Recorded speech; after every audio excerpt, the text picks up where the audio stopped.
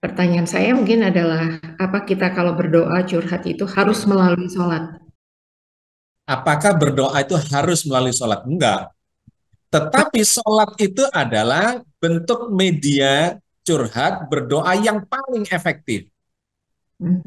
Karena dikondisikan semuanya. Mulai diwudhukan, gitu ya. Itu aja sudah membangun niat. Badan ini secara fisikal dikondisikan karena jiwa itu memang tidak bisa lepas sepenuhnya dari badan. Badan yang capek membuat kita tidak bisa khusyuk pasti.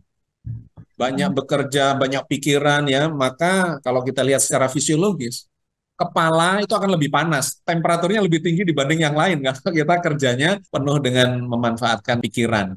Atau tangannya akan lebih tinggi suhunya. Atau banyak dengan kaki, kakinya yang lebih tinggi.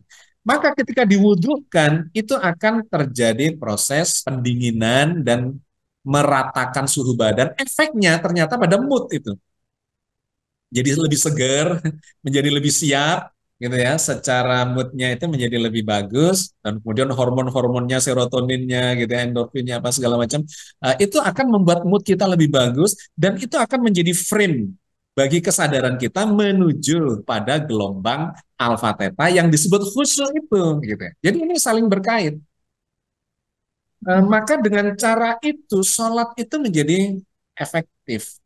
Jadi memang itu yang diajarkan kalau ingin efektif berdoa, berzikir, ya di dalam sholat, bersyukur dalam sholat. Bahwa kemudian di ayat yang lain dikatakan setelah sholat itu pingin berdoa lagi, ya silahkan. Pingin zikir lagi silahkan, pingin bersyukur lagi silahkan. Tidak ada batasnya, bahkan zikir disebut atau diperintahkan, ya ayyuhalladzina amanudkurullaha dzikron katsiro, gitu. Wahai orang yang beriman, berzikirlah kepada Allah dengan zikir yang sebanyak-banyaknya. Qiyaman wa qu'udan wa ala junubikum, dalam keadaan berdiri, duduk, berbaring. Itu oke. Tetapi sekali lagi yang paling efektif sesungguhnya ya sholat itu. Maka kita manfaatkan, kita maknai sholat itu sebagai media untuk berzikir, untuk curhat, untuk bersyukur. Dan disitulah insya Allah kalau benar caranya yang sekarang lagi kita kaji ini, maka dialog dengan Allah itu akan terjadi secara sangat intens.